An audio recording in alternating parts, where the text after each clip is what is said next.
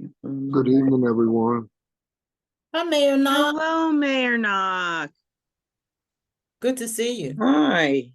Good to see y'all. How are y'all? I'm doing good.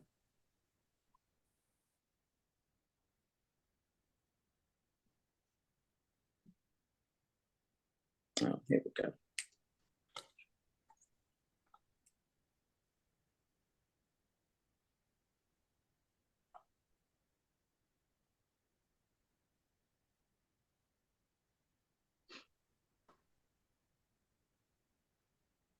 So updates, that's where, okay.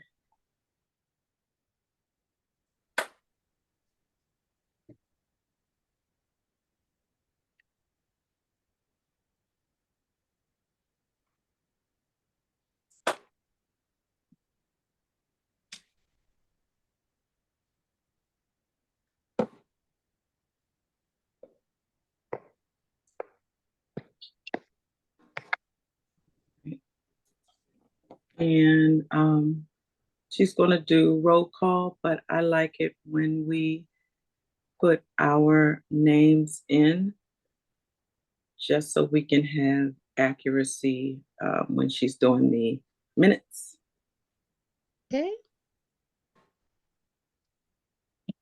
In the chat.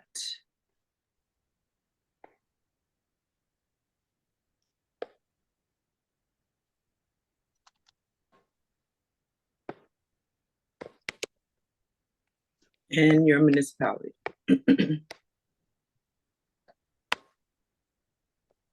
I feel like I ain't seen nobody since June. Yes, Probably haven't seen us all since then. I haven't talked to anybody since June. I did we're in blackout for my job. So I can't take any days off. So I was sick today because we had to go to Mount Rainier. So I came through all of y'all's towns today. Oh, you should have stopped in. Listen, 1 minute I was in North Brentwood. Then the next minute you was in said 1 Brentwood. minute. Then I Don't was do in that. Bladensburg. I'm looking like, what? Y'all know how we live out here. You know, we 15 to 20 minutes from each other. No, we're not like that. When we say the next town over, you got to drive through a cornfield and everything. No, not here. Then one time I looked up, I was in Colmar Manor. I said, "Oh Jesus, I got to get home. I got to get home." Wait a second. You were in Colmar Manor and you didn't stop to say hello to me? So let me tell you what I did. I came and I did the event in Mount Rainier with John and Michael O'Connor. I got in my car and I went to the Annapolis Mall and I did some shopping. And then I started driving back home. I stopped in Cambridge and talked to Spuddy. Then I went and got my nails done. Now I'm home. Yeah. Oh, so you talked to Spuddy. Cambridge, yeah. Yeah. Okay, so I see how it is. Well, okay. y'all were at work. I didn't want to disturb working people. That's And see, I had to come into DC to say hi. I had to keep a low profile because I was supposed to be at work. We weren't gonna tell nobody. Oh Jesus! Well, I'm gonna have to pop up on y'all again soon when blackout is over. Okay. And I expected to see other people there at the NLC event, so I was like, yeah.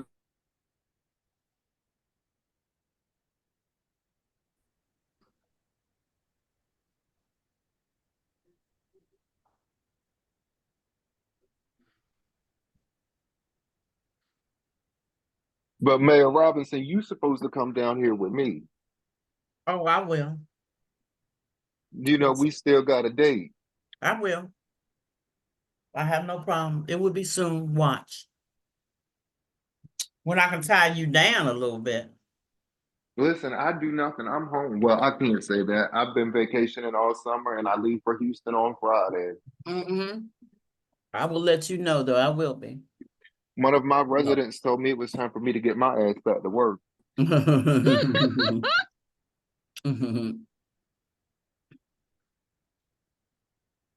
Well, I'd love to know who's planning on going to, if we're waiting for something else to come up, who's planning on going to NLC in Tampa this year?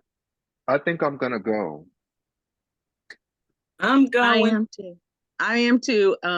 Just FYI, Southwest is running a sale right now, and they've got flights. If you're leaving out of National, they've got some flights that are actually $90 each way. If you're leaving out of Dallas, No, out of National. I didn't DC. look at Out of Dulles Reagan. yet. I looked at National and I looked at BWI. BWI had some that were leaving that were starting at 129 one way, which is still great. I'm not mad at it. I thought I But when saw I saw something. $90, I was like, $90? I saw something saying $39. They didn't have any that were 39. actually doing 39. They Oh wait, are. yeah, they did. There send a wasn't text anything going to message Florida, today. it was actually 39. I'm saying once you actually do the search for those dates, you know, not the tagline, Mayor Porter, because you know they get you on that tagline. I hear you. But I sent that to a friend because I'm trying to pick up something for toward the middle part of September. You know, so I sent them that arrangement so they could pick up on at least research it for me. But I understand. Yeah, Those well, rate- those- I mean, yeah, trying to find and the great thing was that the flights that I was finding that were 90 from National to Tampa were all nonstops, which is the way I prefer to fly. Mhm. So I was kind of surprised, you know, that the most direct flights were showing up at that price, but there was only like 3 or 4 flights per each day that were showing up as that price. So it wasn't everything. And I was trying to get them to buy those today, but I don't know if they actually did buy those tickets today at the office. Pardon me, mayors that just came in, Mayor Stewart, Mayor Porter, if you could just go ahead and plug your name in the chat Because I'm gonna this is Mayor Porter. and your municipality, please. And that Okay. way we know you were here. I mean, we're gonna take the attendance, but just for accuracy, when Mayor Cassanias is doing the minutes, she can have, it'll make it easier for her. Actually, I'm at work right now, so I'm gonna be listening. Okay, mostly I'll chime in when I can. That's All just right. fine. Yes, sir. That's Okay. just fine. And you could type it in if you want. You can put it in the chat if you had a question or a comment. Do you see it? I think you're at work. Yes. Okay, great. I'm not asking a question, but is there any way that somebody can text me when we're having the Maryland Black Mayors meetings? So my email does not alert me on my phone, so I don't check my personal email every day. Mm-hmm. So if you text me and tell me we have a meeting, I'll be on. Okay. I think we tried that last month. So yeah. Did we do that last month, Mayor Cassanias? I think we did. We were trying to Yes. because I know we're also busy and get a million emails. So thank you, Mayor Knock. We will definitely try that. I think And who do also I- if we do a calendar Evite, like directly through, you know, doing the calendar Evite, it will give you a reminder in your calendar as well. If you have it set up to do those, but it has to come through as a calendar Evite versus just Yeah, Mayor Porter and I tend to not be able to find those things. Mhm. Yeah. no, I gotcha. You know, today I accepted an invite, and you know how it disappears and then loads up onto your calendar. But for a quick second, I was like, Dad, where did the message go? Because I wanted to go back and I wanted to cut and paste so I can send it to my chief. And I said, Dad, where does it go when it leaves? And I could not remember. And I said, oh, let me check the calendar. But and that's where it was. But I guess we have to get used to these things, Mayor Porter. I think we might have our quorum. Right now, we have Mayor Casanias, Mayor Porter. Mayor Cross, she probably got caught up doing things. Mayor Cross came in and left out. Let me see if I can text her. We can go ahead and get started. It's 7:05. Let me give it a couple of moments.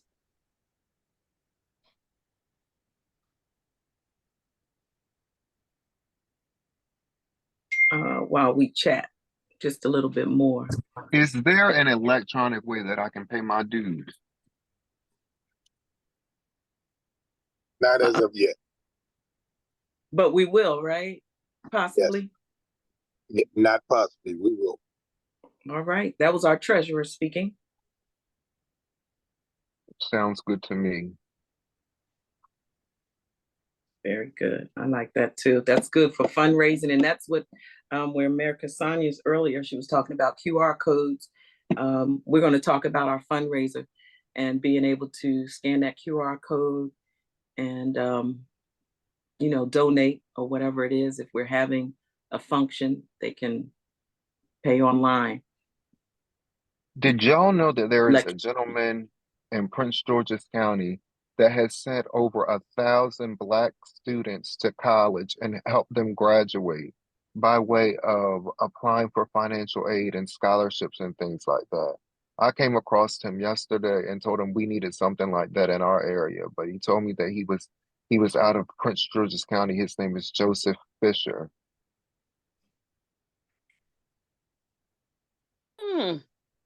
I have an uncle Joe Fisher, but that's not him. He passed away. But I've heard of different, I'm writing that name down, but What was his affiliation with who? With what? It was called First Generation College Bound. Yeah, I think they what's her name? that's Washington. That's what's his name? His name is Yeah, Washington. His our name- senator is I think he's on that board. Yes. So he told me that Senator Washington was one of his children. He's one of his success stories. Yeah, yep, that is true. So there are requirements that you have to meet, but yeah, that's accurate. That it was mind blowing, especially out here on the shore where we see a lot of students that end up going to college, but they don't finish, not because of their grades, but because of the financial burden. Yeah. Mm-hmm. That happens to a lot. Yeah. That is true. So you're enjoying this president-elect role right now, huh? Well, if I You're getting used to it. If I can be completely honest, I have not been called. I went nowhere, and I haven't done anything. I've not been invited. Well, I don't know how busy it is. I think it might start getting busy once they go into session. I know that they came out to Edmonston some weeks ago, maybe a month ago. But it all depends on the connection that you and the current president have. They have the ability to invite you along or not. And there are some places that you will have to go. But, we're under Teresa now, so I'm just going by what it was. It might be different now. But I am enjoying seeing our groups unifying and things like that. Hopefully soon. And y'all know I'm not a summer person. I'll dress for the summer, but that's about it. I look forward to the falls and I look forward to the fall and things like that. So that's when y'all will see me out in your communities. And Monica, I thought you were on vacation, girl. She was. I was. I thought you were on vacation. Well, you have to come with me next time I go to Puerto Rico. Listen, I'm down. I'm You down come with for me it. to Puerto Rico or Colombia, you choose. You just let me know. Tell me to put the PTO, prepare the others. I love Very it. good, very good. And you'll be, Mayor Knock, you will be very involved once you get to, by the time you get to November, you're going to see yourself overly busy. Well, you know, Once, y'all know I needed a break, you know, yeah, right off yeah. of the cusp of my grandmother passing away. I just needed a break. And I'm so glad that my council understood that I needed a break. And it was like once I really got up and running again, I was okay. My first cousin passed away completely unexpectedly. So then that kind of put me back out again, but we're trying this thing again. We're trying this thing again. I'm just ready for 2024 to be over. Oh, I'm okay with 2024 right now, Mayor. You But said you all right with it. I'm okay with it right now. I think it is 7-Eleven, and I would like to go ahead and start our meeting, call our Maryland Black Mayors meeting to order. And I'm so glad we had some dialogue initially because we haven't seen each other.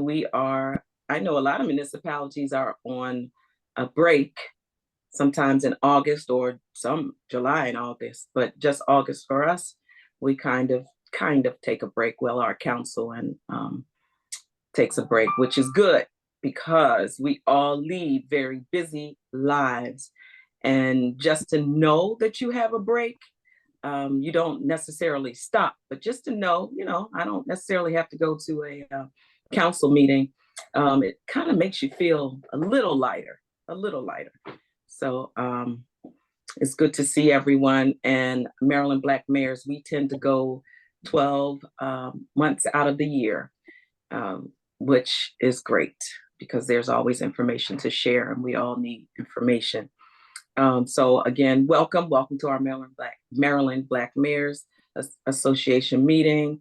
It is August the 28th, and it's a little after 7, and we do have some guests that have been invited to come out to provide us some information and some food to grow on. So we want to get through the business that we have. And first, I want to start off with the roll call. And I guess, is it better that we just go by the names, Mayor Cassanias, that are in the chat? Or did you want to call out municipalities? If we could just put them in the chat, I think that would be great. Mm-hmm. So your name and your municipality, which is great. And so Hello? we're going to, somebody has something. Hi. Okay. Yeah, I'm on a meeting. It's So okay, we go can ahead. all, if we could all ensure that we just go ahead and put on mute, we're good. Before we really get down to the meat of our meeting, I wanted to start off with a moment of silence or a word of prayer, because I know that there are a couple of people in our midst that are dealing with illness and illnesses of our own. And sometimes it weighs heavy on you when you're dealing with, you could have a limb that's sprained or problems with your back, and that tends to mess with your psyche. And so it causes us sometimes depression, sometimes just feeling sad or bad or whatever. You could have a ache anywhere, and it just can weigh on you. So I want us to remember those who might be ill, and then also those who have lost family members, whether we think they're close family members. It could be a cousin, it could be an aunt, it could be a mother, like we know Mayor Dudrow lost her mother, and we know Mayor Miller, she just lost her sister, and we understand that Mayor Miles lost her brother.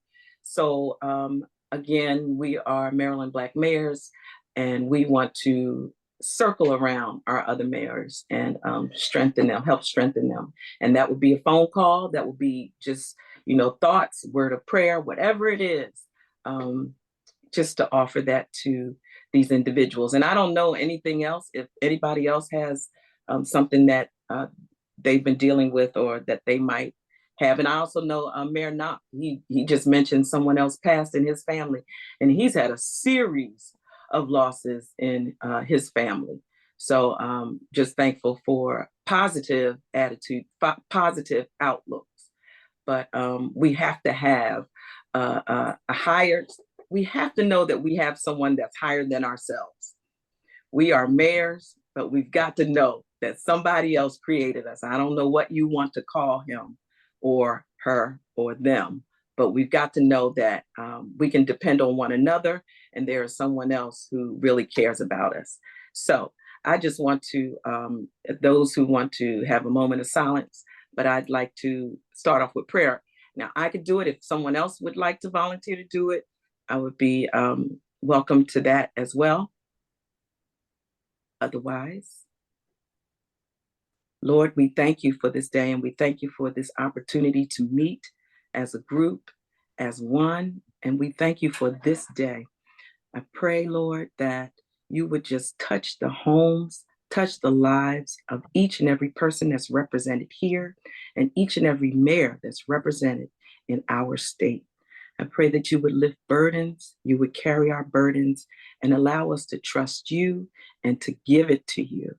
We thank you for friendships. We thank you for the opportunity to be involved with leadership in our towns and our municipalities.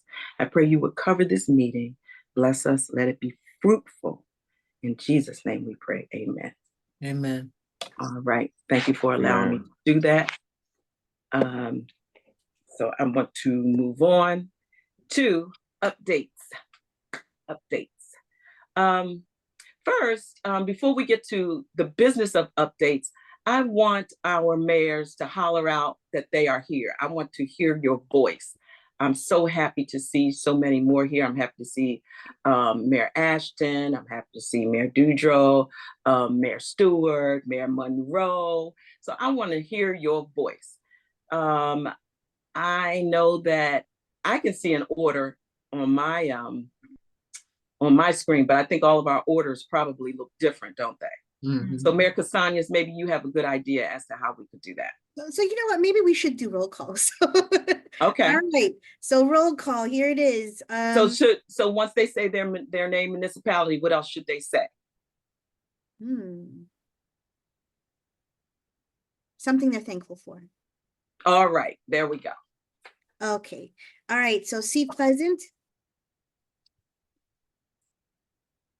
I was listening to your kind of Seat Pleasant is present, okay, here. I'm thankful for the opportunity, okay, you all to be in the midst, okay, of these fine mayors that I've had an opportunity to deal with for the last 2 years. Of course, we're in an election cycle right now. We don't know what's going to happen, it's God's will as to how it's going to move forward, but I'll let you know that I indeed enjoy my opportunity to be with you all, okay, as a working body, and appreciate all the help that you all have done. And I know Mayor Grant indicated and so forth. I call upon all of you at times and so forth to assist. And I hope that, if I've been able to assist someone in the category that I've done so with integrity. I appreciate you all. I just want you to know that. So I didn't make that short. Sorry. You didn't. That's all right. You with the family. It's always somebody in the family. Okay. Thank you, Mayor Porter. North Brentwood. Mayor Robinson is present, and what I'm thankful for is a reasonable amount of health and strength. That's it. New Carrollton. Mayor Dodro is present. I am thankful for laughter. Rockville. Hi, Monique here, Monique Ashton. So nice to see all of you. It feels comforting. I know we're all dealing with a lot every day, so I'm thankful for you. Yes. Also, there's some affordable housing projects that I've been pushing and got word that we're getting closer. So it's not done, but we're getting closer. Affordable housing. Mhm. Glenn Arden? Hello, everybody. Mayor Christina A. Cross, City of Glen Arden. I am grateful and thankful for the hidden disabilities, and we come back this January, the 447th legislative session for Eric's Law, which is a law that allows those with hidden disabilities to actually self-identify so that when they are pulled over by police officers, they are approached differently in accordance to what their hidden disability may desire at that time. So we are saving lives, and I am thankful for being a corporate partner with the Blue Runway for Autism, which is heading this up, and also Delegate Taylor and Delegate Roberts, who will be the corporate partners, having also met on The View and the Shirley Shepherd Show. We are striving hard with 1 million strong across America for this bill. So hopefully you all will support us January 25. Thank you. Mount Rainier? Mayor Selena Benitez, City of Mount Rainier. I am thankful for my community and my wonderful staff, but also our sister organizations, both MML, NLC. We hosted 20 members of NLC today in our city over ridiculously hot weather. But I was also very proud that the Office of Congressman Ivy, Board Member Pat Busse-Strother also were there, but also the trio of MML presidents. I immediate past president John Carroll was here, Mayor Carroll, Mayor Knock, and Mayor O'Connor also were here, and also Tom Reynolds. So it was really good to see that it was a good support system. Our PTOs, our school, everybody was there to make sure we showcase how great ARPA has been to us. And we are a small city compared to other cities in the call. Big to some of you guys, but tiny to other ones. But it was good that we are going to be showcased among the 100 cities that the NLC are visiting nationwide. So I couldn't have done it with the team pulling together and being there for me. So very grateful. Joy. Very much joy. Yes. Yeah. Mayor Washington? I'm not sure where I should say you represent now. Hey, good evening, everyone. Former Mayor Washington, town of Forest Heights. I am just thankful to be able to continue to serve, and I thank you all for allowing me to do that. Thank you. Pocomoke? Good evening, everybody. Mayor Todd Knott from the city of Pocomoke City.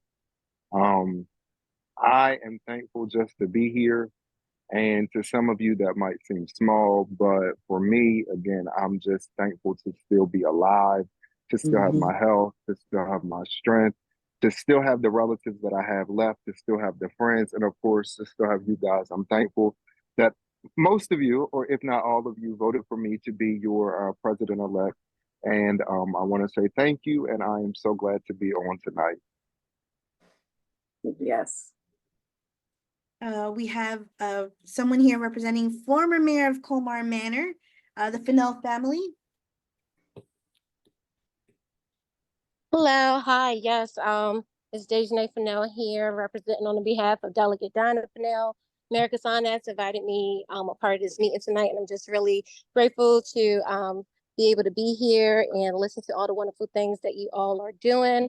And something that I'm grateful for life, my family. I love my family. My family helps me out. As many of you guys know, I have my own nonprofit called Good Intentions Foundation. We have an event this Friday, and my family is helping me get ready for it as we speak. So I'm just very grateful for my family, and I'm grateful for my community. Thank you for having me. Thank you. All right, Fairmont Heights. Why can't you believe it?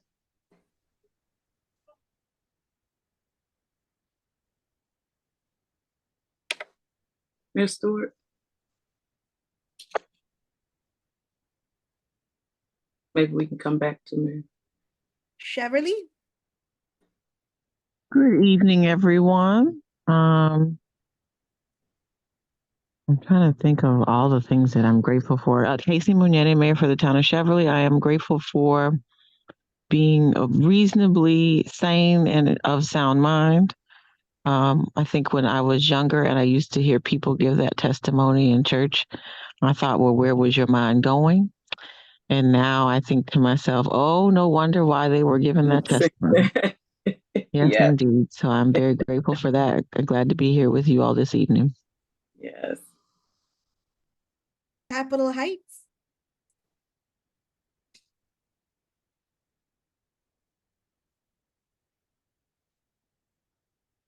Maybe they can't take themselves off of the mute. Oh, there's Mayor Stewart. You're still on mute though. Mayor Stewart said she couldn't take herself off mute. Oh, she can't take Somebody- it. Can somebody take her off of mute? And Or that might be the whoever same can- for Mayor Monroe. Maybe. I can't.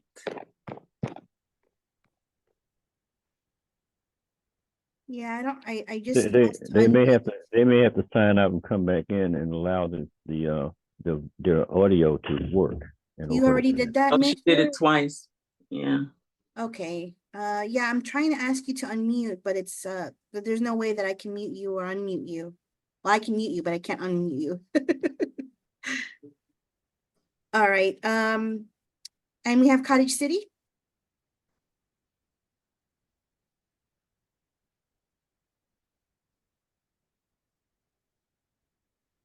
Oh, I wonder if we're having a. How about if everybody try to unmute themselves and come back and mute yourself? I'm able to do it, man. Me too. I did it, but I'm gonna go into mute and also stop video too. Okay. All right, I think that's everyone for now, Mayor. Okay. All right. Well, I am Mayor Tracy Gant from the town of Edmonston, and I am grateful for our individual creativity, our individual gifts that we have been blessed with. All right.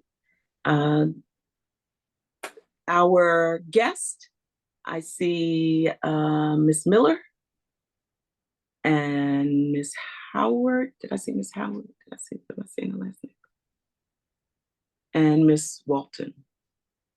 Just give us your name, organization, and what you're grateful for, thankful for.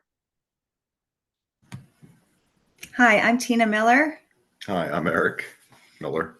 and I'm grateful for the opportunity to meet all of you wonderful people.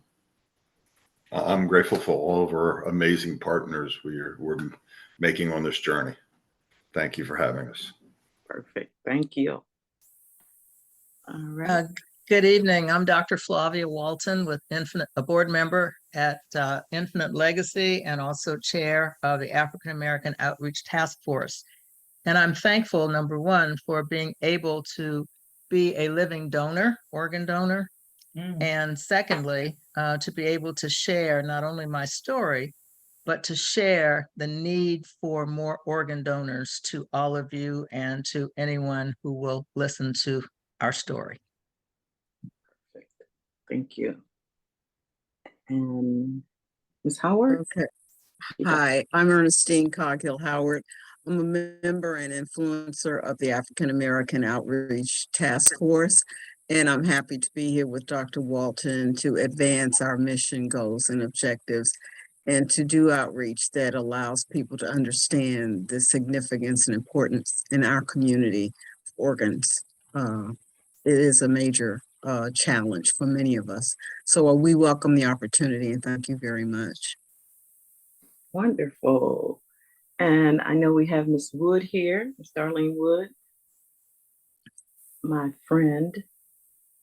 Yes, hi, I'm Darlene Wood. I'm Community Outreach Coordinator for Infinite Legacy for the Prince George's, St. Mary's, and Charles County regions. I'm glad to be on to discuss some of the things we can do in the community together. It's far as outreach is concerned. Thank you for having me. Thank you. And Ms. Johnson? Hi, good evening. My name is Aisha Johnson.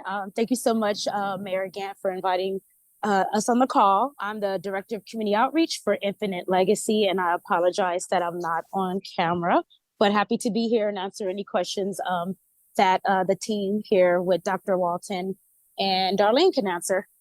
Anything in particular you're grateful for? I am grateful to be alive. Yesterday, I was almost in a car accident, and that was the scariest thing ever. So I Yeah. am still shaken up about that. So still Yeah. blessed. Yes. Yep. Indeed. And I see Mayor Stewart, you're ready. Don't go, but let me get Ms. Price first.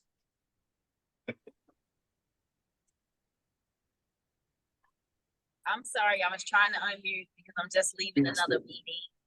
Hi, I'm Latrice Price. I'm Senior Community Outreach Specialist with the Infinite Legacy. Thank you for having me. And am I supposed to say something I'm grateful for? Yes, ma'am. I am absolutely grateful that in October I'll be celebrating 2 years of lung cancer free. Oh, wonderful. Do you want me to start? Yes. Thanks for sharing that. Mayor Stewart? Can you guys hear me? Yes. It was something with my phone setting. I figured it out. Mayor Stewart from the town of Falmouth Heights. I'm grateful for my extended mayor family. Thank you guys for all your support for a new mayor. I appreciate the guidance you guys are providing me. Thank you. Wonderful. And I see a Ms. Kennedy. Yes, hi there. Good evening. My name is Karen Kennedy. I work at Infinite Legacy with IJ and Darlene and Latrice. And I am grateful to have such wonderful coworkers. Thanks for having me. Clearly, you guys came out thick. It's about 5 or 6 representatives from. Oh my goodness, that's good. Thank you. Did I get everyone? Because that did something for me, just hearing how grateful we are and just hearing people mention some things that we may have forgotten about. So that's good. And I really appreciate that mayor extended family. And that's one of the things that we do as Maryland Black mayors is support. And so that means that with Mayor Stewart, we did our job. And so we just have to keep doing it. So thank you, Mayor Stewart, for pointing that out. So I'm just going to move on down our agenda for our updates. And the first update is our treasurer or our finance chair about our, just an update on our banking, just an update on our treasurer who is now on board. And go ahead, Mayor Robinson, I might be getting into your report. Oh, and QuickBooks. Okay, yeah, what we have done, we have purchased the QuickBooks, online QuickBooks. Miss Dorsey Washington, who is head of human resources at the town of Brentwood and also treasurer for the town of Brentwood and North Brentwood, set it up for us, and we are ready to move forward with that, our electronic business. We will be going to the bank because we need to change signatures, and we will be commencing on that. It's been kind of hard and difficult for all of us to free our schedules up at the same time. And so I did talk to the bank manager there, and we can do separate times. He will work with us. So we're going to work together and get that done and get the signing update. But we are still moving forward. Our treasurer, Calvin Washington, has received numerous checks, mail. He has been to the post office box. So business as usual. So we are moving forward. So by our next meeting, we should have everything turned over and be on QuickBooks electronically. Wonderful, wonderful. Any questions for our finance chair or our treasurer?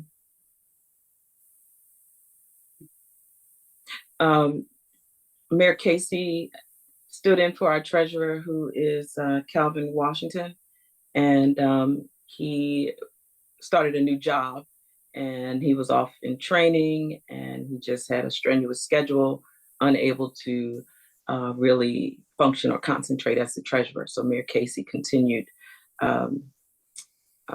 as treasurer for him in his place. Mayor Washington is back and has now moved into the treasurer's position. This is why we have to do the banking change.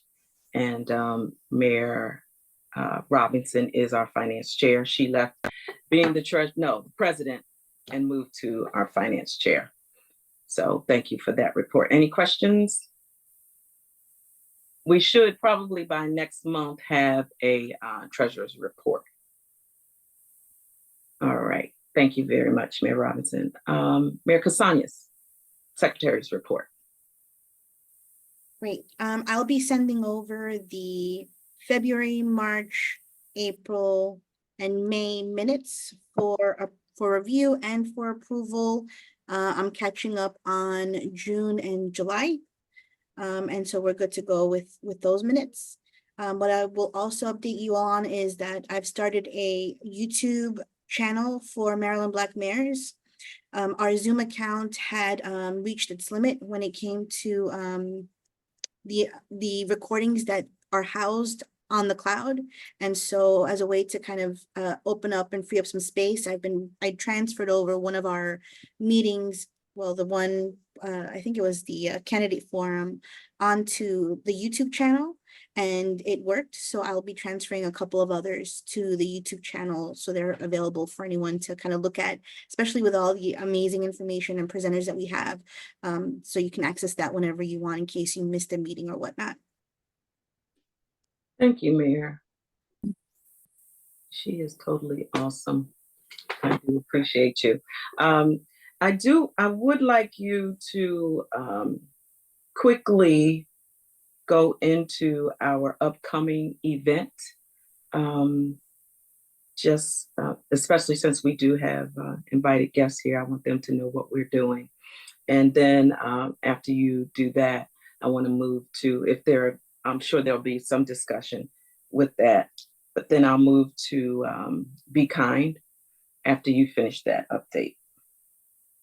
Thank you, Mayor. So we have the main event that's coming up is the Presidential Debate Watch Party. So we are super excited to be hosting that as a fundraiser. We'll be hosting it at the Colmar Manor American Legion. We'll start off the evening with a discussion. We're inviting a couple of panelists to be a part of a robust conversation to discuss what this election means for our communities, how we've gotten here, and what our expectations are. And then also, obviously, to make sure that people go out and vote, registering people to go out and vote. In addition to that, we'll have some fun games. So the debate itself starts at 9 p.m. So we'll be doing some debate watch party bingo. So that'll be a lot of fun. And we'll also be inviting a local Caribbean business owner. She's called the Blue Iguana, and they make some amazing salmon, some amazing food. So they'll be there selling some of their food as well. And that will be it. We have a tentative event coming up, Mayor Gant, for Hispanic Heritage Month. So we'll also be hosting a discussion about the Afro-Latinos and the diaspora, and how the Black community, the Latino community overlap. And so we'll be inviting a panelist to that discussion. I reached out to a couple of different elected officials that identify as Afro-Latinos, and we'll have them join the conversation. So this is all part of celebrating Hispanic Heritage Month. Yep. So we can understand there are some things that we overlap. Yep. And so we need to connect, but that's coming up. First, we're going to get to our debate, and then we're going to move to that panel. Now, at the debate, we're still looking for our panelists. We have one so far, and we are seeking 2 more. We'd like 4. We have 1, and then there's someone else that it's close to it. But we did reach out to our state's attorney's office, and actually, I am homing in on Judy, and I don't know why I can't remember her last name, but she's the deputy state's attorney. And I think that we need to understand that position, what she does. A lot of times you don't know, you think she's sort of the chief of staff for the state's attorney, and she's actually the deputy state's attorney. She goes to court, she's attorney, all of that. So I'm inviting her to be on the panel. So either one, either our state's attorney or our deputy state's attorney. I know Mayor Robinson is reaching out to a couple of other people because one other thing that's important is for us to understand the college electoral votes, how important it is and how we play a role in it. And so I think that needs to be explained to us because we need more knowledge so that we can share it, because people do come to us and ask us questions. And sometimes they don't know who to vote for or why they're voting. So the more we know, the more knowledge we can provide. So we're looking at University of Maryland to assist us with that. And if anyone has any resource where they have knowledge about the college electoral votes, please send them our way. We'd appreciate that. Anything else on that? Any questions on our fundraiser? I sure hope that all of the mayors that can will participate and will send out the flyer. Mayor Casañas has been floating the flyer around. I was going to ask her to put it in the chat, but I don't know if we can do that. But I don't know, she'll know. We need to push that flyer. We need individuals to attend. I believe that it's going to be a enriching and fun time because we are going to have some games and things like that. So it'll be relaxing, yet knowledgeable. So if no questions, we'll move on. You sure? No questions? No questions about the suggested donation of $15? No questions about the why are we fundraising? Everybody's good. Is this just for mayors or is it a broader watch party? Oh, broad. We want people to come. Yes, because we want to provide that knowledge. We want them to vote. If they come, they may not be a voter. They may, so maybe they'll come and enjoy that debate and enjoy networking. Yeah. Is there any chance of us, number one, doing a little bit of a tweak on the flyer, just as a visual, the way that it looks when I'm pulling it up, at least? I don't know if my computer might be pulling it up incorrectly, but what we have is a really big picture of him, one person, and then her, she's cut off and it's from much further back. And so if we could get some better visuals on that flyer before we go and send that out, I would love that. Secondly, are we going to see whether or not the Board of Elections will allow us to have people there to register people to vote? Because if we're going to do this as a watch party trying to get more people to vote, then we should probably have something there to have people register to vote. Absolutely. And then the third thing might be that we might want to see if people want to be there who are looking for people to, what's the word that I'm looking for? I'm just trying to look into going out, possibly very much out of state, to go knock on doors. There might be people that might be looking for people to sign up to either canvass or call. Do we want to invite them to come too and be there at that event so that it's an all around Not just a watch party, but a get out the vote party. Does that make sense? Yeah, can I add a question onto yours? So I have been joining, and I know that we are technically nonpartisan and, you know, and organization wise, but just as an FYI, I'm sharing my knowledge as me, Monique. I have been joining some calls for mayors with one of the campaigns. Mhm. And I don't know if all of you know about them, but I just wanted to make sure that I was sharing it. And if you would like me to get your name added to the list, I would be happy to. I'd love that. Please go ahead and put me on the list. Me too, Mayor Robinson. Yes, ma'am. Mayor Gant. Okay.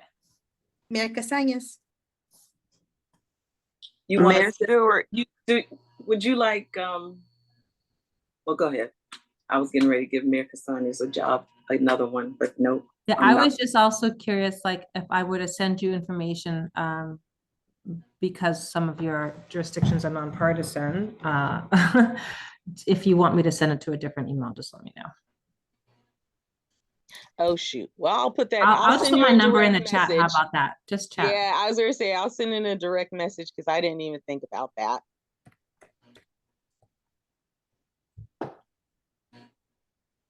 That's my number. Just I needed your number too. Mayor Grant, Mayor Cross has her hand raised. Thank you, Mayor Cross. Hey, also, if you want to get in contact with persons who know about the college throughput to the voting and election process in this time of great need for the fight for democracy, be happy to put you in contact to the Young Democrats chair, vice chair, and also we can reach out through the NAACP Prince George's County, where I am the committee chair for the youth and young adults college programs. And so we can definitely reach out to the national college program provider to actually provide us some resources and maybe even a presentation on your question relative to what it takes for college students to be prepared, prepped, and ready. Thanks. Thank you.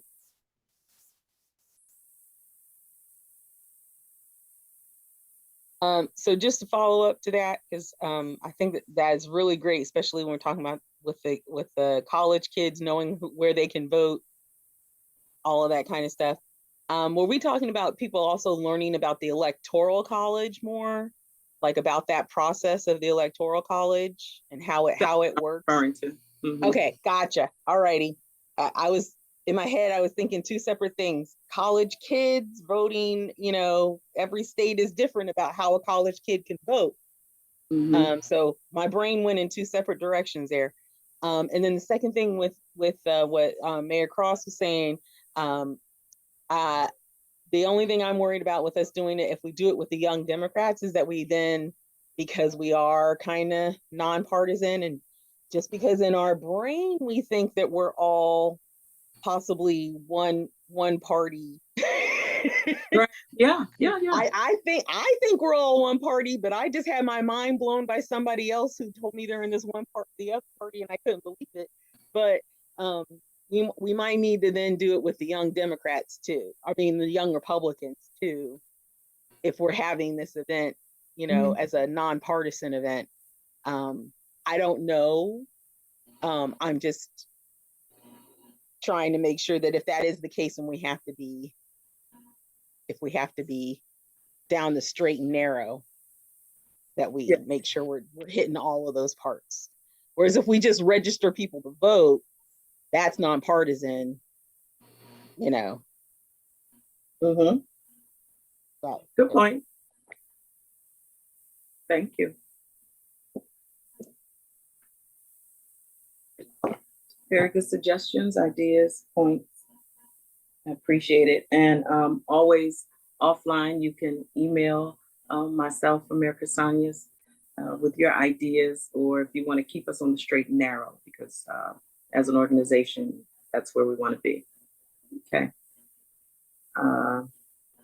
Anything else on that? All right. So Mayor Casanias will try to tweak that flyer a little bit more so it doesn't look so red, white, and blue. And we'll move forward to our presentation. If you find that you did have a question concerning the fundraiser during this Zoom, go ahead and put it in the chat. I want to move to Be Kind. And on my screen, Be Kind. Hubby and wife, there they are, Eric and Tina Miller. They want to tell us a little bit about Be Kind. And I'm going to give you the floor, allow you to introduce yourself, and then your presentation to us. Thank you very much. Mm-hmm. Hi, Hi, I'm Tina. I'm Eric. And we want to first thank Dejanay Fennell for introducing us to Mayor Casanias, and then for, of course, the invite by Mayor Casanias for us to be in front of you today. We had an opportunity to be part of the Lauracy Park celebration in Colmar Manor.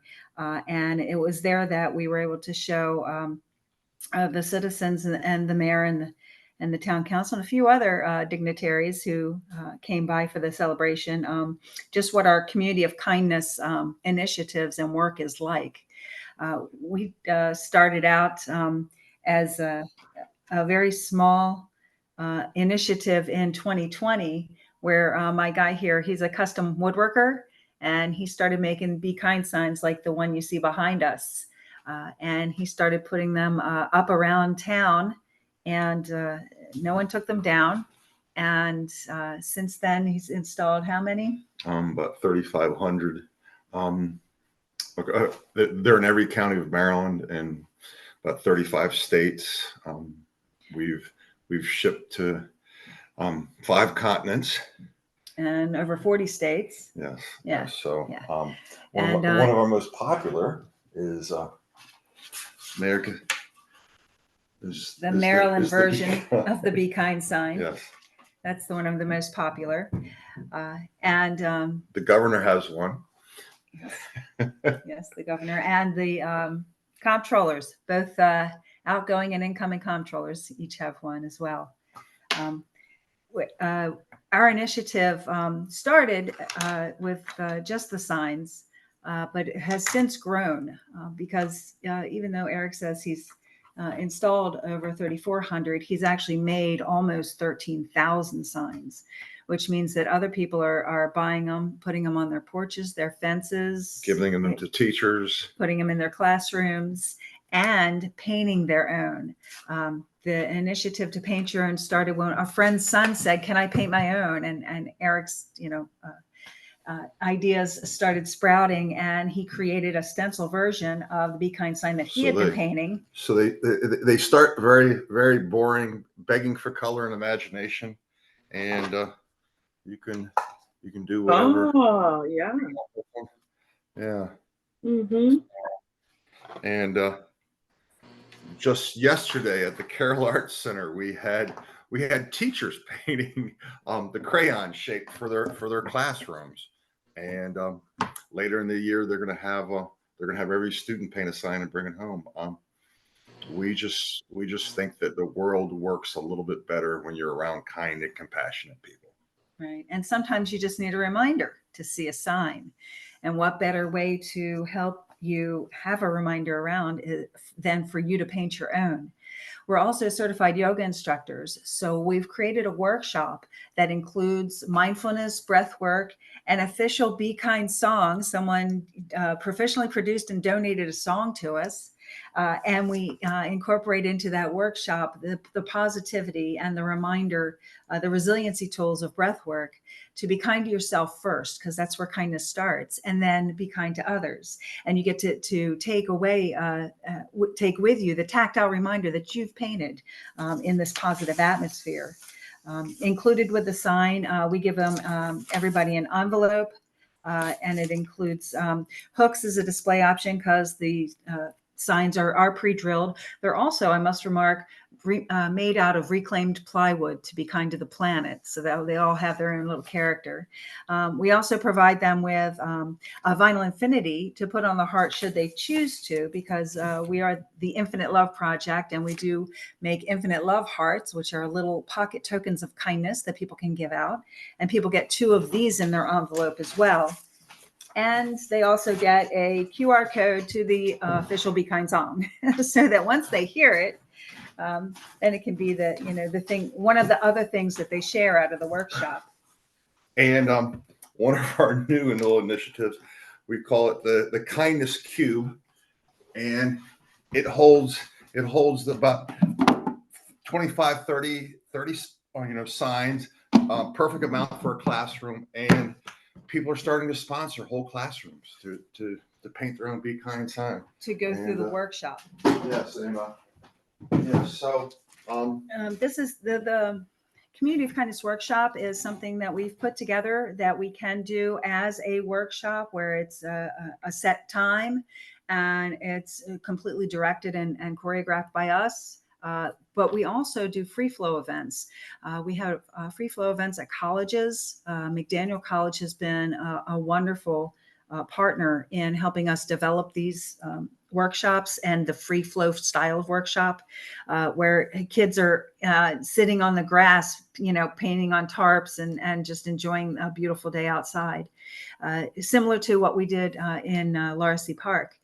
And we're looking forward to doing McDaniel's here in Westminster, Maryland. We're also looking forward to a Towson University event that's happening later in September. And we're working with Ms. Fennell and Mayor Casanis on another initiative, another workshop for the people of Colmar Manor in the family center there. Mm-hmm. So there's a lot of different opportunity. And right now we're in the middle of our 2nd annual kindness stroll. Westminster has a Main Street, and for 4 blocks on Main Street, we have talked 25 different merchants to allow us to put student painted Be Kind signs hanging in the windows. And you can vote on your favorite. It's $1 a vote. We have 6 nonprofit partners that we'll share that money with. And last year's top 17 vote getters were made into flags. So these young artists have their artwork turned into a flag flying on Main Street. And during the month-long kindness stroll, it started August 19th and it rolls through September 29th, where at the Westminster Fall Fest, one of the biggest events of the year in town, we're going to be able to get on stage and recognize the students and our nonprofit partners and our sponsors for that. So more information about everything we've just talked about is at actionforkindness.org, and I can put that in the chat as well. Please do. So I think that's pretty much all that we have to share. I do have information that I can email anybody who's interested in looking at a workshop, a free flow paint event, or the model that we have for the kindness stroll. Yeah, we actually in the beginning process of a school down your way, Silver Spring International. We got a nice donation from a friend of ours. The school means a lot to him and his family, and like 200 students are going to paint signs. So, yeah, wonderful. Yeah. So thank you for having us. Much. Yes. Thank you for being here. So many of the mayors would like your information. So I believe that we could share it in a email, your contact information. So Mayor Casanis, you have their contact. So if you share that with, and she also just put it in the chat, actionforkindness.org, and we can get in touch with you. Also, you said you have yoga. Where? What city, what county, where? I teach an online class twice a week. Online? Yes. Yeah. I got a corporate gig before the pandemic, it was in person in Columbia, and then we went online, and we haven't gone back in the class. So I'm kind of grateful I don't have to drive to Columbia twice a week. Right, right. Yeah, I do it from my living room. So. And then I work with a local nonprofit who has put together some yoga classes for some of our families in need, and also work with churches. I substitute a lot for other teachers so that I can give them a break. I had done some one-on-one yoga as well. So I don't teach at any one space, but teach it is part of what we do during the workshop. We bring in some breath work and a little bit of stretching depending on the audience. Yeah, I'm very interested in yoga for our youth. Yes. Yes. Yeah, I know. I am working with a school for troubled youth who's looking to together a yoga program. So I'm working with them on the program aspect, how to try to give it some legs so then it can be sponsored and potentially supported by local yoga instructors who can also rotate in and through with, as long as they have trauma-informed training. So that's something I'm happy to chat with you about too. Absolutely. Wonderful, wonderful, wonderful. Are there any other questions? Mayor Gant, Mayor Stewart asked, how do we order a sign? And Mayor Dodro said, yes, New Carrollton is interested in a workshop. Wonderful. And the signs are available at bekindsign.com. And I believe there is a link from the nonprofit actionforkindness.org to the bekindsign.com website also.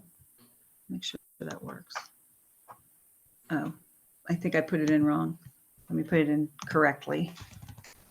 You put your website in incorrectly? Oh, actionforkindness.org.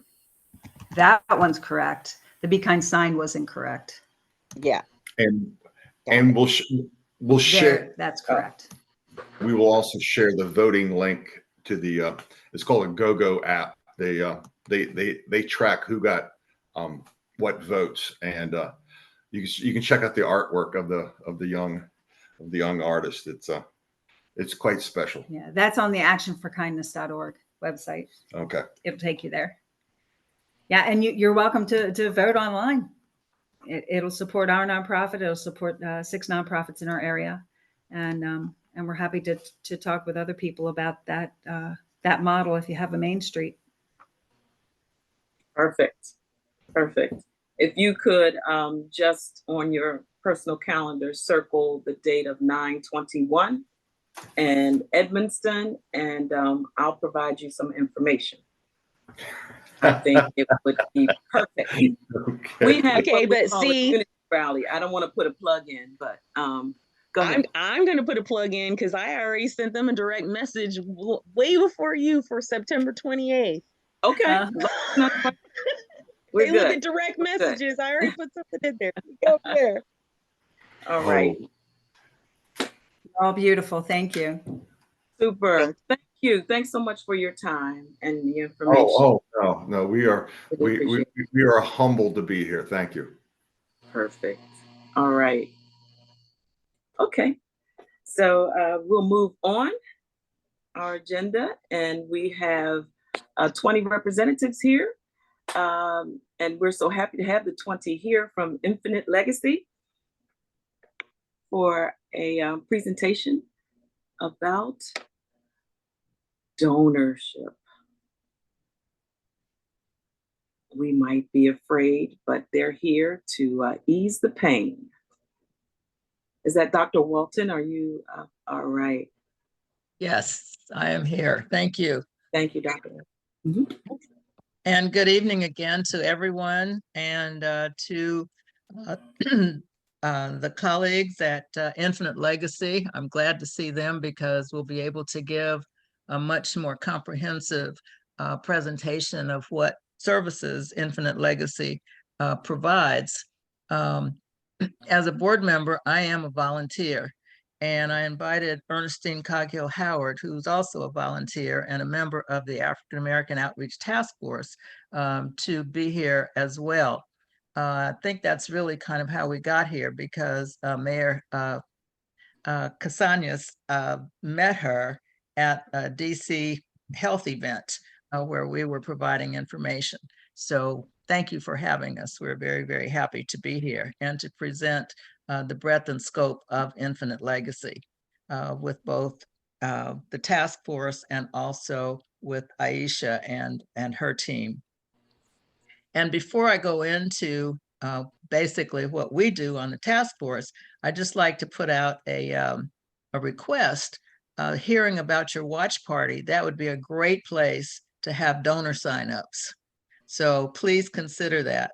There will be a lot of people there, and you will be there as influencers and people who are respected and leaders in the community. And that would just be a great place to get a lot of donors.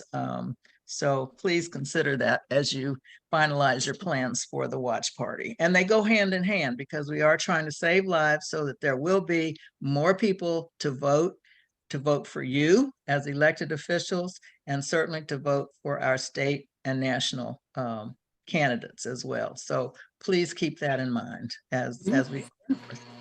And so the African American Task Force is a collection of leaders and influencers identified within communities to share information. One of the things that we know is that, and research tells us as well, is that people listen most, and their minds are more apt to be changed by people that they know, people who belong to the same groups that they belong to, are family members, are members of same churches, members of the same organizations, affinity groups, etc. So that's kind of the model that we use. We have people that belong to various organizations across the breadth of the African American community in Maryland, DC, and Virginia. And often the reach is national in scope as well.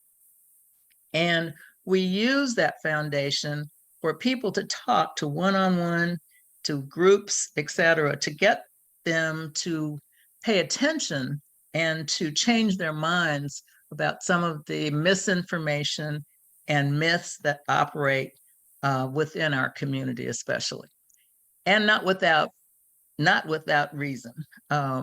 We know that many of our beliefs are based on some of the science, some of the experiments that have been performed on us, but let me just reassure you that that is not the case today. There are so many safeguards in place that does not happen. So nobody's going to kill anybody to get an organ. Nobody's going to fast track a death to get an organ. That does not happen anymore. So we try to dispel those kinds of myths so that people will listen and will be more apt to donate. Why are we doing this? We're doing this because in July of this year, almost 104,000 patients nationwide were waiting for a life-saving organ. Now, those are those that we know about. In our community, we don't know all the people that need organs, but all we need to do is look at how many dialysis centers exist within our communities, and we know that there's a problem. And it's not just for kidneys, but along with kidney disease comes heart disease, comes lung disease. I mean, it's all part of the same bucket of risk factors, and the body is such a tightly wound clock, so to speak. I'll use that analogy, that if one system goes bad, it's going to impact some of the others as well. So we are desperately in need of organs. So we want to do two things with the task force. We want to promote good health so that people will not have to be on transplant lists, so that health will be managed. And also, there will always be people who will need organs because of of diseases like diabetes, hypertension that may not be able to be totally managed, so that there will be an ample supply of organs for them. So our needs are a little more unique in our community. So we are very passionate about this, and we urge you as leaders and influencers, because you're in a position to really carry a message and to really help change people's minds about doing this. As a living donor myself, I'm a kidney donor. Almost 12 years. My life has not changed a bit. I'm fine. I do all the things now except a few aches and pains from age, but other than that, but it's not because of just having one kidney left. But there's so many things that a person can do to donate, even as a living donor. Part of your liver can be donated. Your kidney can be donated. If you're having surgery, you can ask that an organ, if it's going to be removed, be donated for research, because research is certainly something that's important. As a deceased donor, your eyes, your bones, your skin, as well as organs can be donated.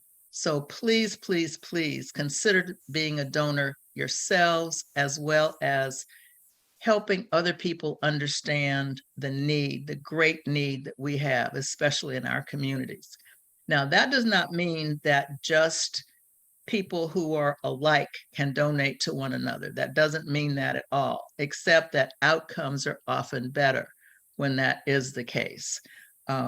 So we need to become donors. Absolutely, positively, we need to become donors. There's new technology now so that people who are not compatible blood types can become donors for one another. If you know of someone who needs an organ, a kidney, please ask them to consider asking friends, family members, or whatever, or even strangers, to become an altruistic donor. Often we're on transplant list for years before a compatible donor, a compatible organ becomes available. But if there's someone that is willing to give a kidney, it happens much, much sooner, and we can save lives faster. Many people outlive the need for getting a donation, or getting the organ. It is a lot longer than they live. So it's critical. It's critical. I can't emphasize that enough, especially for us. And the health side of it is also very important. So we want to ensure that we donate and receive organs in the same rate as anybody else, so that we want to eliminate any inequity that might exist. We also want to impact systems that are involved: health systems, support systems, transportation systems, communities that provide support for individuals so that they are ensured to get equitable health care, as well as services to support them if they do become a donor or a recipient. There are a lot of things that are needed for individuals that are not thought about, like transportation, like food, like other kinds of services that are necessary to support the whole transplant notion. So I implore you, I beg you to please, please, please think about your role as a leader in your communities to really get this message out. We're available. The task force does things a little differently than the decision process program, which you'll hear about, but we all work toward the same goals. Infinite Legacy is about getting organs so that people who need them can get them. The board is committed. we are all working toward ensuring that that happens. Our service area is all of Maryland, the District of Columbia, and Northern Virginia. It's a huge, huge area. But we are represented across that spectrum. And however you can get the word out and working with your colleagues and talking to other elected officials, please, please do so. As a matter of fact, we'd really like to do an organ donor drive, not only to get all of you signed up to be a donor, but your councils, your city workers, etc. So we can do this, but we need all of you to help us make it happen. So I'm going to turn it over now to Aisha and her team, but please, please, please, please, please, if you're not a donor already, please consider becoming one. There are no age limitations like there used to be. So can't use that as an excuse. So we need you. We need you as a living donor or as a deceased donor. Okay, so please consider that. And please think about having an organ donor drive for your councils, for your city workers, and for your towns and cities. So we would like to support those. So any questions that I'll wait until the end. So any questions that you might have of any of us, we'll be happy to answer them. And Mayor Casañas, thank you very much. Mucho gusto. Muchas gracias. And we thank you so much.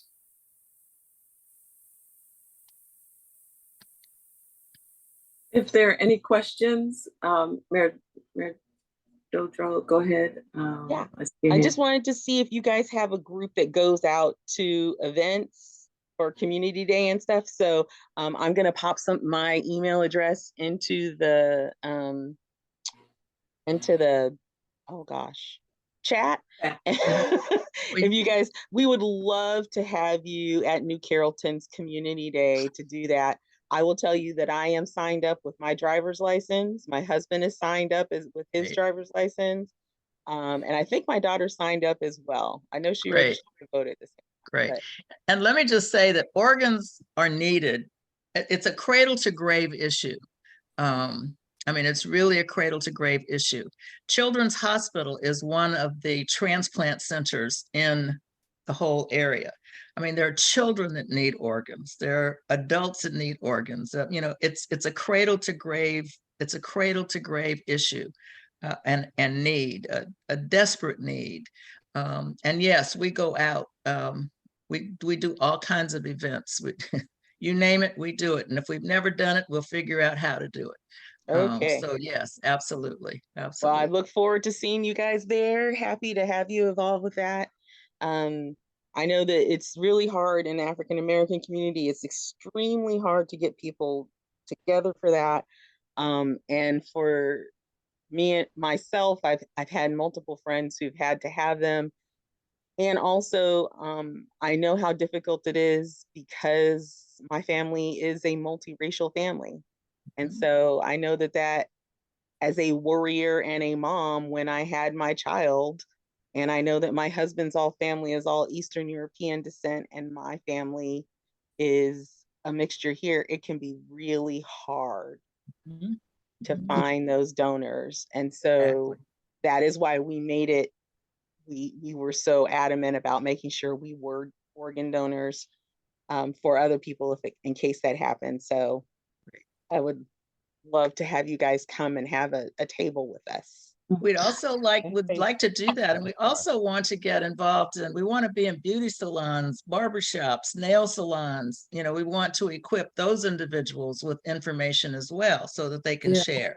Wherever we gather, that's kind of our motto for the task force. We want to be wherever we gather. If there are 2 people, if there are 2,000 people, I mean, but we generally work with smaller groups, but we'll work with anybody. And we work together as well, you know, so, you know, Infinite Legacy is about working together and just getting the job done. So no territorial kind of stuff. We just, wherever we go, we go.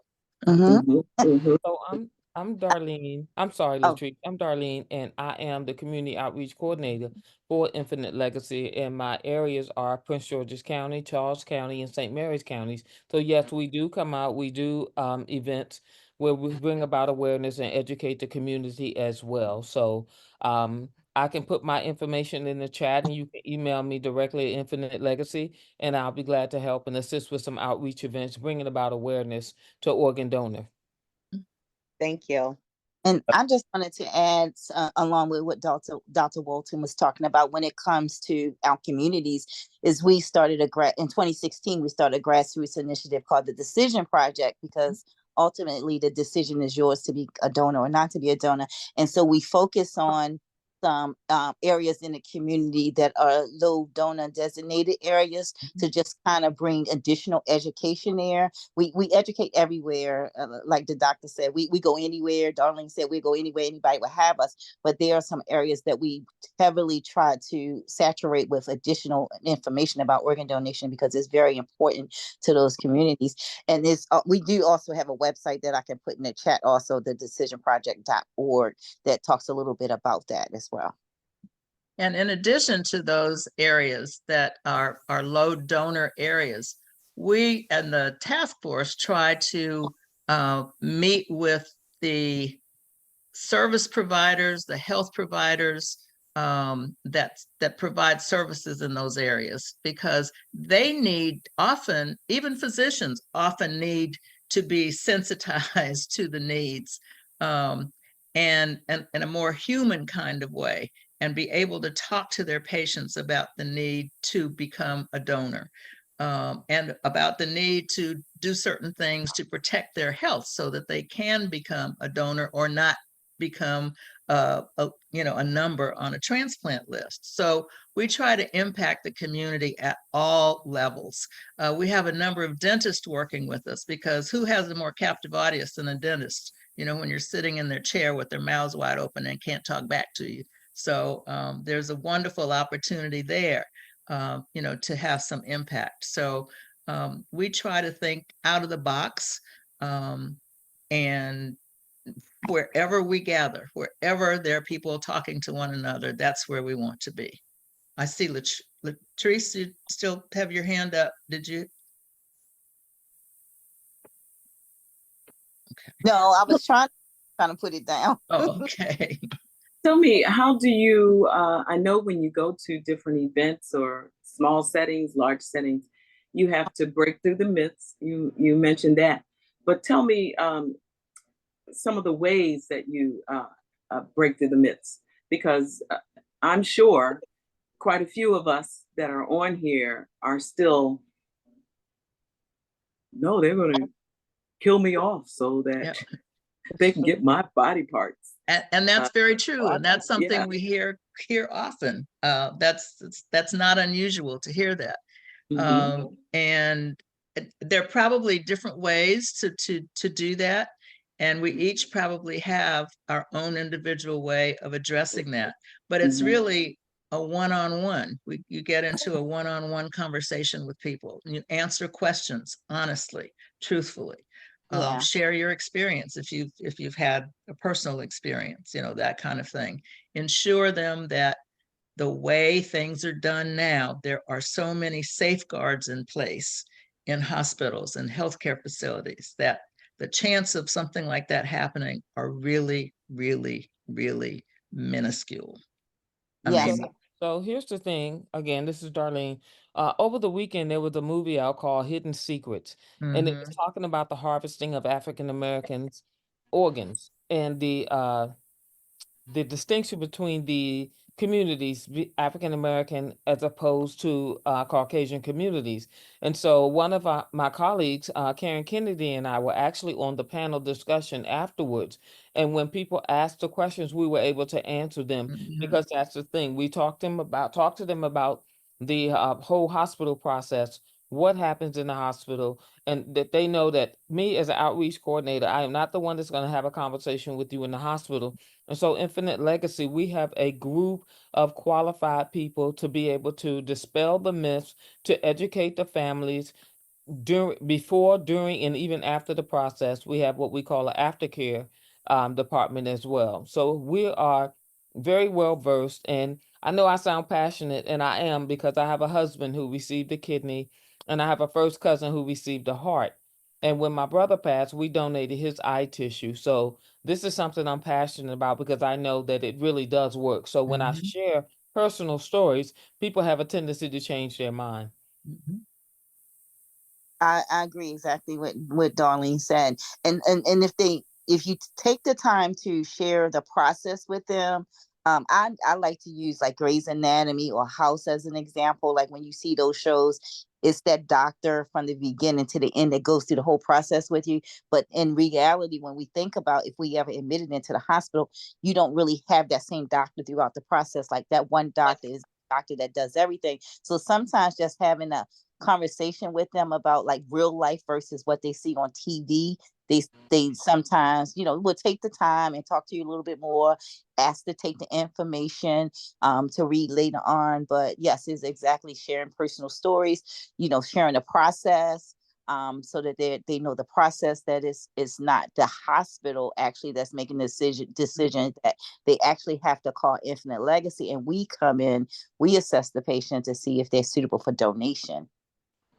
And what we want to do is to create an environment where organ donation becomes a topic of conversation at every breakfast table, every dinner table, every beauty salon, hair salon, church, wherever we gather, so that if a family finds itself in a situation in a hospital where they have to make a decision, it's not that hard, because they're familiar with what it is and have some sense of what might happen, so that the explanation of the process does not become as difficult as it often is.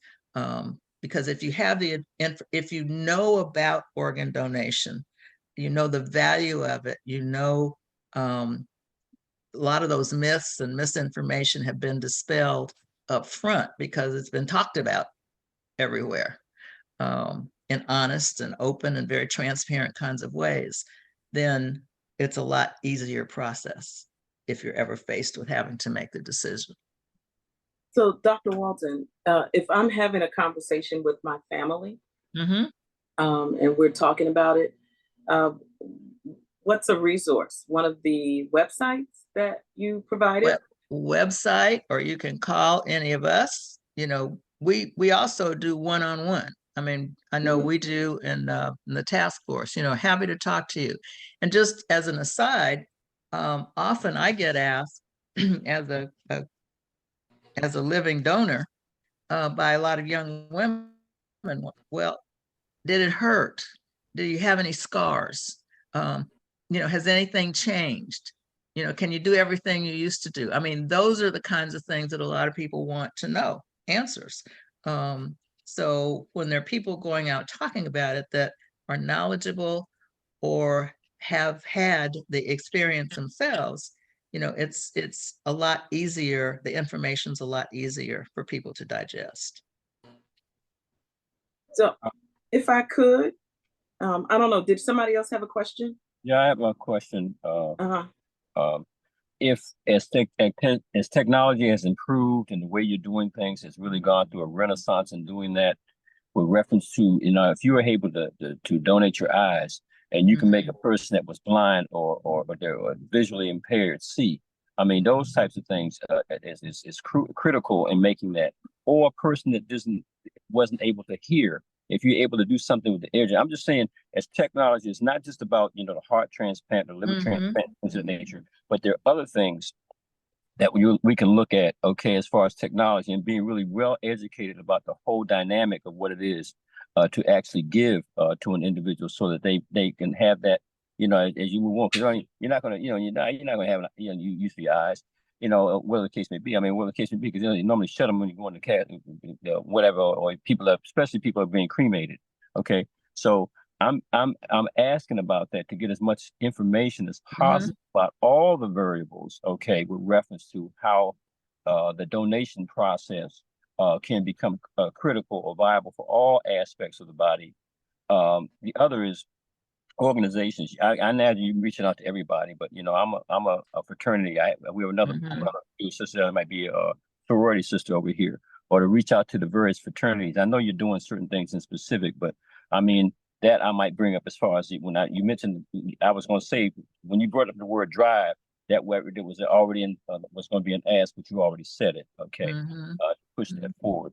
So I'm just asking about things like that. I just get as much information as possible. Yeah.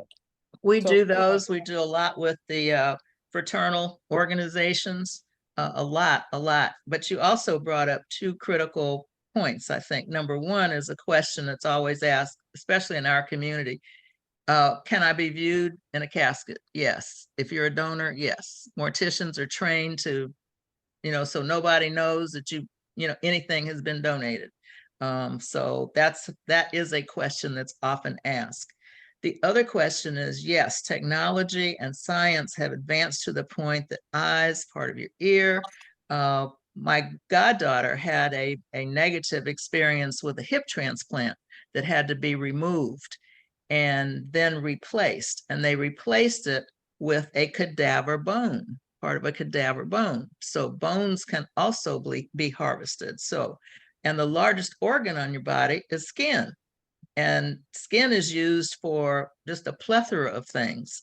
So yes, and now they're starting to do a lot even with intestine being transplanted, parts of intestine.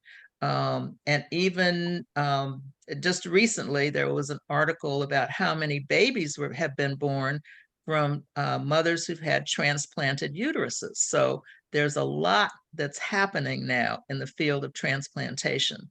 Okay. Thank you. Aisha, please chime in. Actually, I wanted to see if Karen Kennedy, I know we didn't do a formal introduction of her role at Infinite Legacy, but she is our Vice President of External and Educational Affairs, and she runs. I'm sorry, I didn't see her. She runs our education team and does our external affairs for our transplant centers and our hospitals. And I did want KK to touch on your comment about the technology and transplant, but I do want to dispel one myth.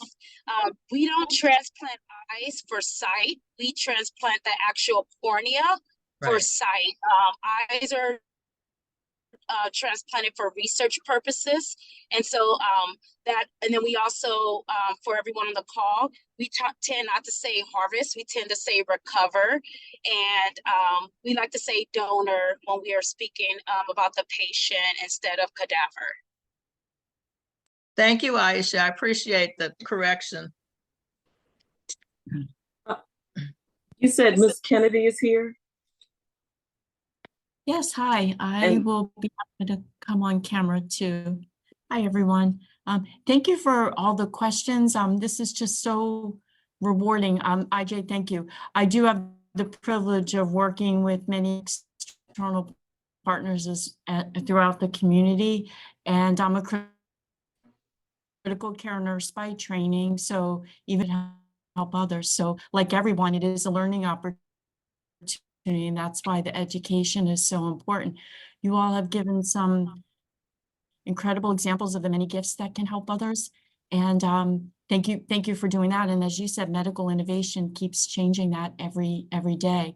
One other area I will mention, IJ, if that's okay, is IJ and I and others in our organization work very closely with legislators, both locally and at the state level and the national level. And it's such a privilege to meet all of you. So anything else that we can do in that realm, we're happy to do as well, and happy to answer any questions as our other team members are. Thank you.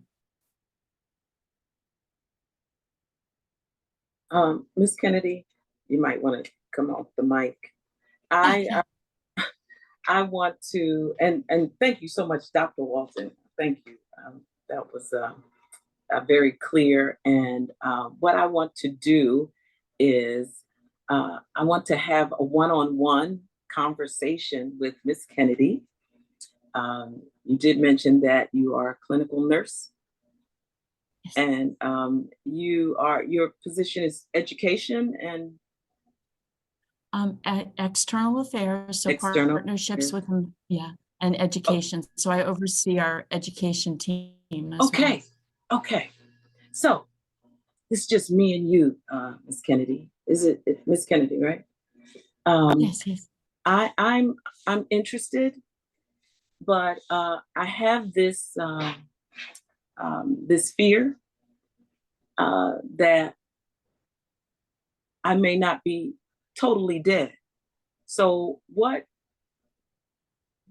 actually says that I'm dead before you use a body part?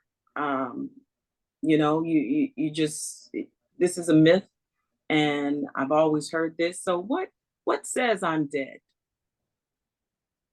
It is absolutely a myth, and thank you for asking that. It's a very important one to speak about. So I can answer both of it with my background as a nurse, as well as working with the donor program. We have the privilege, the context for donation is after someone's death.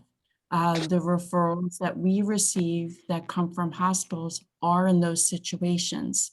So someone has died or whose death is imminent. Incumbent on the physicians, the providers in the hospital, is the declaration of death according to medical and legal standards. Maryland statute, DC, Virginia, they all across the United States have statutes of what it means to declare death.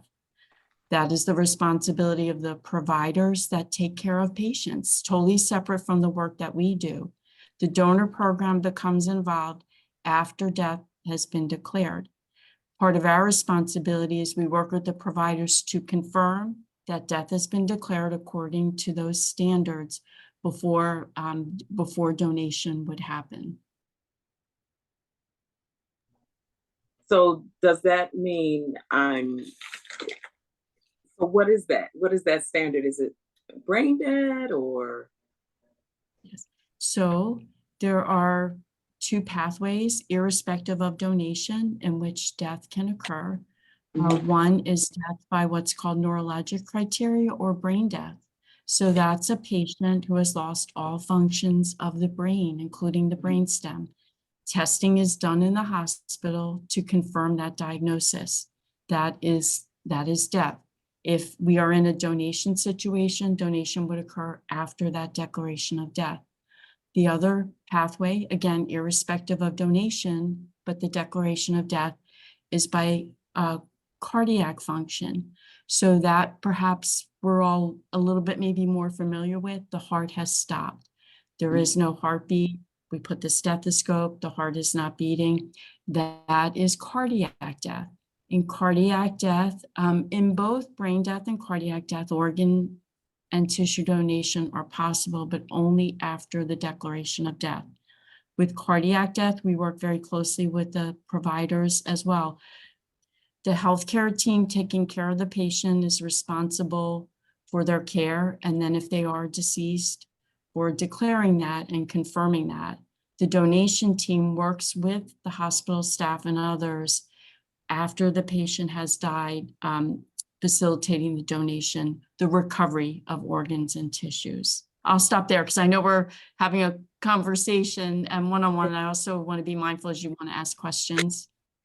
Okay, so we do have some things in place that would make me feel more secure, that they just don't see a possible heart that's coming in or a possible liver and declaring my death quickly or quicker than the average.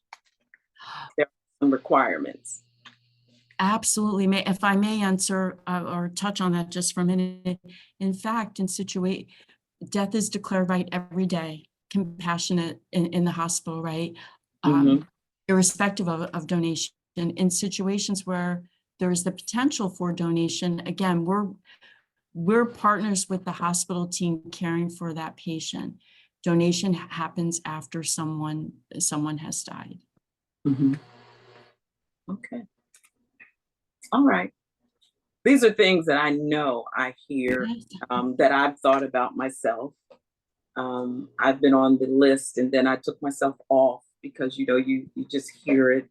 And so these are things that are real, that people feel. And it's something about when you talk about donating skin or things like that. It's like you can, when you're living, you feel it. You know, if someone gets a cut, I get a twinge in my leg. So when you talk about someone taking my skin, right now while I'm living, I feel the pain, or I can imagine the pain.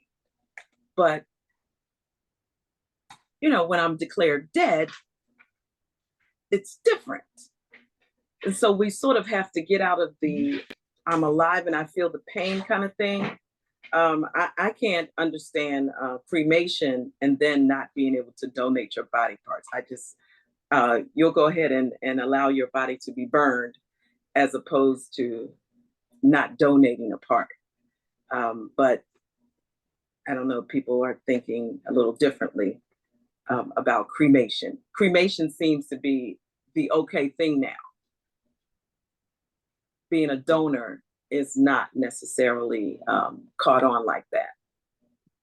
So yeah, that's just the point I wanted to make about that, that we could be donors if we're allowing our bodies to be cremated. Yeah. Are there any other questions? There's a bumper sticker that we used to have, that used to say, don't take your organs to heaven. Lord knows we need them here. Oh. Yeah, so. Oh my. Yeah. And thank you, Ms. Kennedy, for doing the one-on-one with me. I appreciate that. Yes, of course. And, Thanks, Karen. Mayor Gant, just to go to what you were just saying, I have heard in the past some people say some stuff like that, and it kind of as a religious thing.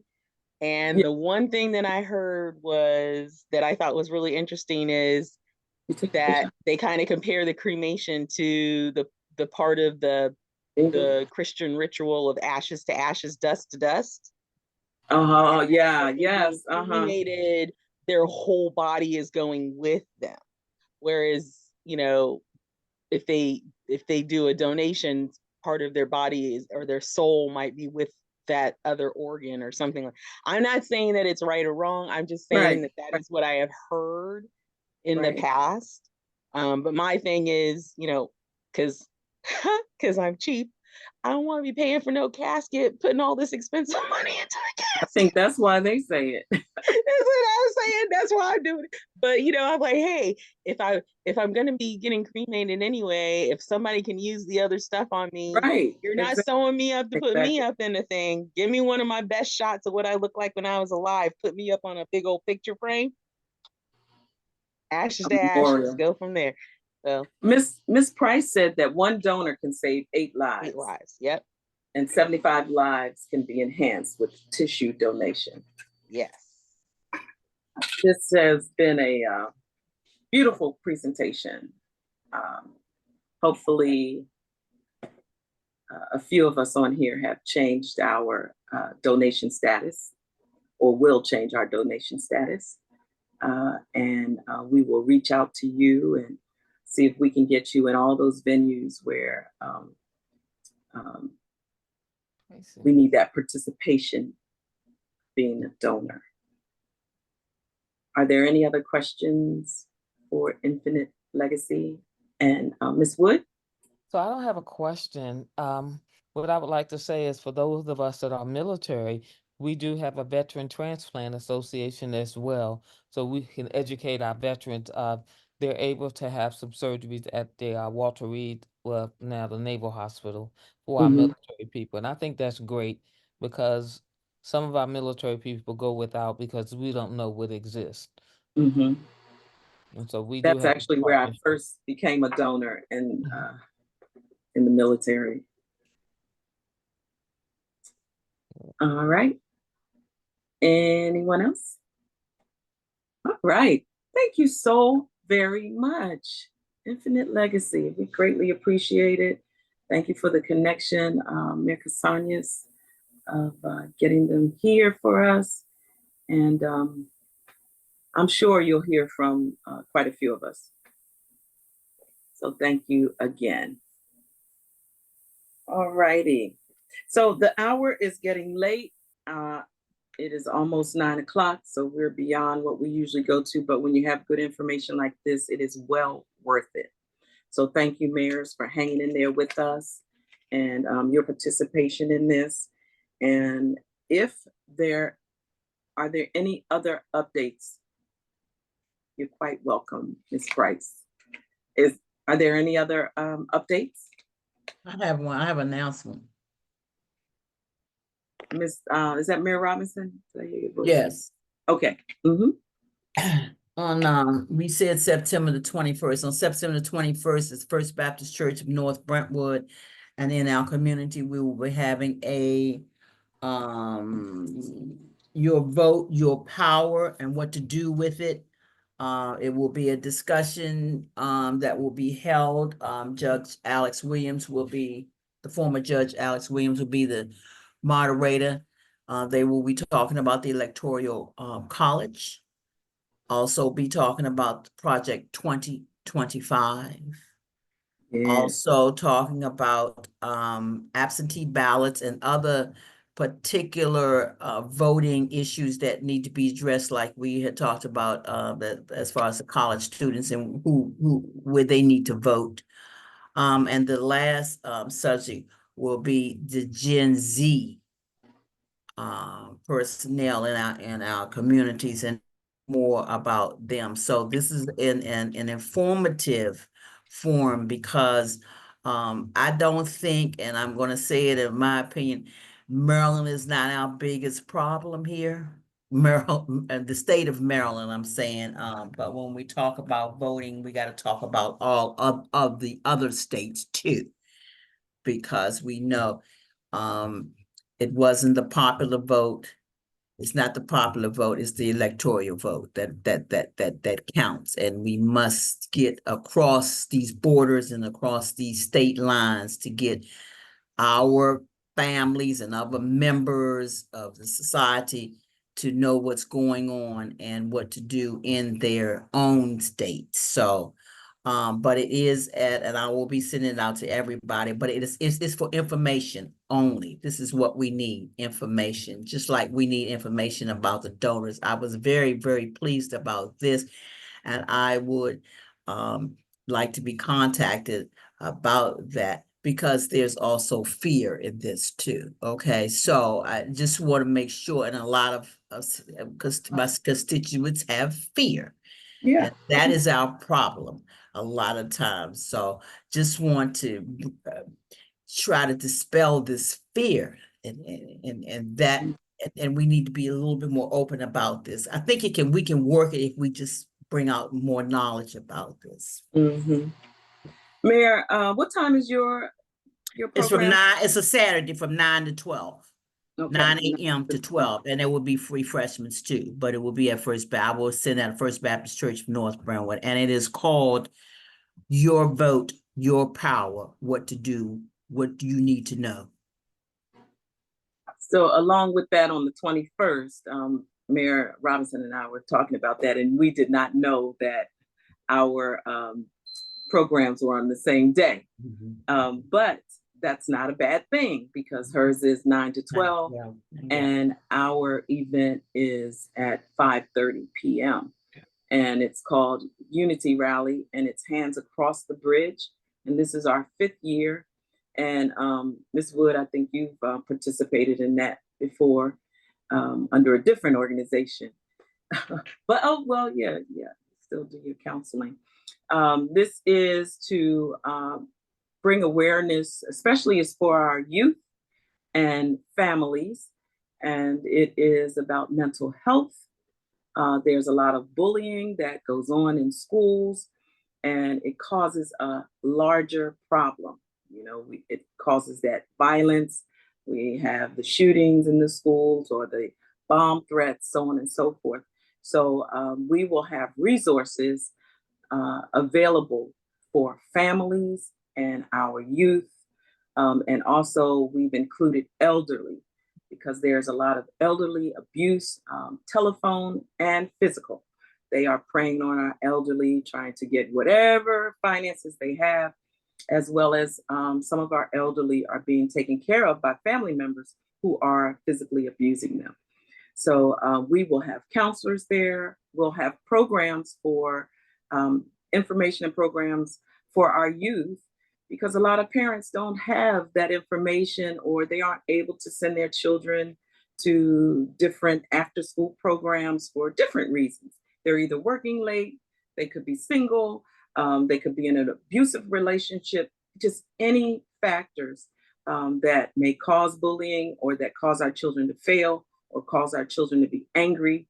And we want to give them an opportunity and resources to be able to, we'll have counselors there that will actually talk to you that day. They'll actually talk to the family, the individual, doesn't matter, that day. We'll have a couple of churches that are represented as well. So it's a day of resource. And then at dark, so since it starts at 5:30, it goes to about 8:30, we light candles, battery operated candles, and we lock arms. And in unison, we are directing our energy towards a safe school year, futures for our youth, and for any individual that is there. And we also are remembering those who have lost their lives because of someone who didn't get help. You know, they lost their life because someone needed somebody else to talk to. So that's going to happen on the 21st as well. And I invite you all, Maryland Black Mayors, I will be sending you flyers because I would love for you to volunteer and be available for those who are out there to direct and so on. And I'll get to you, Maryland Black Mayors, a little later just to explain how I need your assistance on that Saturday. So thank you, Mayor Robinson. Be there in the morning and afternoon that evening. Hopefully I'll see you all at Edmonston, in Edmonston. Are there any other announcements? I see that Mayor Cross has her hand raised. Mayor Cross? Thank you so much, Secretary, President, as well, Treasurer. Please have a look at the chat and do go in and bring current status in the Secretary of State's role. But also, City of Glenarden will be having its Glenarden Day on the 21st of September. All invited. Thank you. Thank you. And thank you, Mayor Cross, for that information. I have an announcement. Comar ma'am. Manor Day is taking place on September 7th. So I believe we may have some chalk art. There's a group called Chalk Riot. And so we're going to be doing some chalk art on the pavement at the Laracy lot. But you are all invited to come and join us for our Comar Manor Day. As I mentioned before, we need as much exposure for the watch party / fundraiser. So if you could please share that with your networks and register if you have not already. With the very light promotion that I've done on the event, we have about 12 people registered to come. So I know that we can up that number, and we're hoping to raise at least $500 for this event. So please make sure to get the word out. Thank you. Yeah. And thank you to those who participated in our forum. That was a success. Glad we got that information out to our constituents. All right. If there aren't, did I miss any hands for updates? All right. And please, we started off in prayer and I listed some names. Please remember those names that I've listed, and those that I didn't, just keep us in mind and in your prayers and in your thoughts. Again, thank you. Be kind, and thank you, Infinite Legacy. Greatly appreciate your attendance tonight. I will accept a motion to adjourn this meeting. I so move. Second. Second. Thank you. All in favor? Aye. Aye. All right.